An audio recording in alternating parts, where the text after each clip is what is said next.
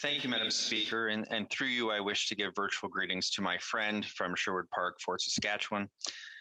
We are seeing higher inflation rates and higher costs of living around the world as a result of many factors, which include the war in Ukraine, global supply chain bottlenecks, in large part due to the pandemic, and global energy market uncertainty. That being said, inflation in Canada at 7% has slowed and is now more than 1 percentage point below its June peak. Moreover, it is lower here than among many of our peers, like the United States at 8.3%, the United Kingdom at 9.9%, and Germany at 7.9%. Elevated inflation is not a unique Canadian problem, but we are uniquely positioned to deal with it. We have the lowest debt to GDP ratio in the G7. We have a AAA credit rating. And according to the International Monetary Fund, Canada will have the fastest growing economy in the G7 both this year and next year. This means we can build a comprehensive affordability plan for Canadians while continuing to reduce our debt to GDP ratio. And that is exactly what we are doing. Our affordability plan is a suite of targeted inflation relief measures totaling $12.1 billion in new support for those Canadians who need it the most. This is about balancing fiscal responsibility with compassion. We know that the pandemic has been a major shock to the economic livelihoods of Canadians, Canadian businesses, and we know that recent global events have pushed us even further. It is important that we address these challenges while not adding further fuel to the inflationary fire.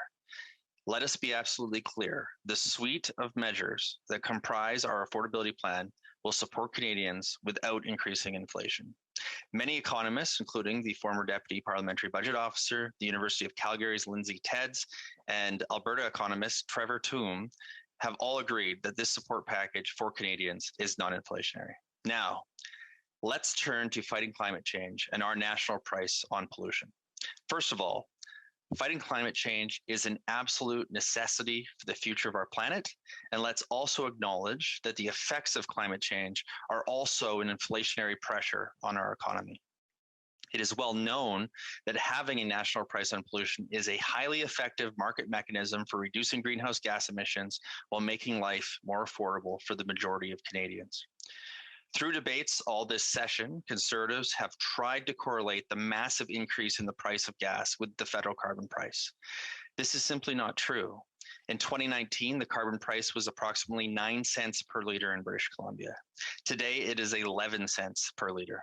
That means that although gas prices have increased by more than $1 per liter, only 2 cents of that increase can be attributed to the price of pollution in BC over the last 3 years. Further, because the carbon price in British Columbia is provincially administered, if the federal carbon price was eliminated, as the Conservatives are suggesting and the member opposite is suggesting, this would result in zero savings for residents of British Columbia. Instead, it would simply mean that other jurisdictions like Alberta and Saskatchewan would do less to fight climate change.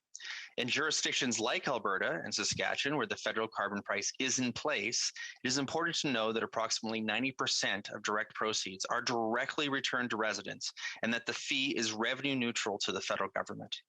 Further, with the climate action incentive, carbon pricing actually makes life more affordable for 80% of Canadian households. I hope that the member opposite will share this information with his colleagues and convince his caucus to go back to supporting carbon pricing, as they previously did less than 12 months ago. Thank you, Madam Speaker.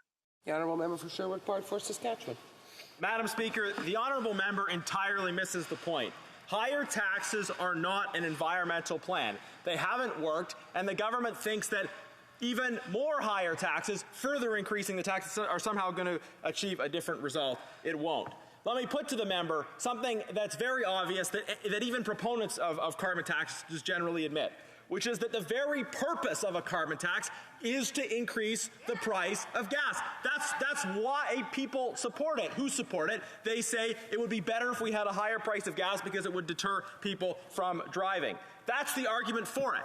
Right? So for the member to say, well, it's totally incidental to the carbon tax policy that there happen to be higher gas prices, that's the point of the policy. Of course, there are other inputs to the price of gas, but the price of gas would be lower if the government wasn't intentionally increasing it through a carbon tax that has as its very purpose the increase of the price on gas. This is obvious, and what everybody admits... Parliamentary Secretary. Thank you, Madam Speaker. Our government does understand that Canadians are feeling the effects of elevated inflation. They feel it particularly at the gas pump and when they reach for items at the grocery store.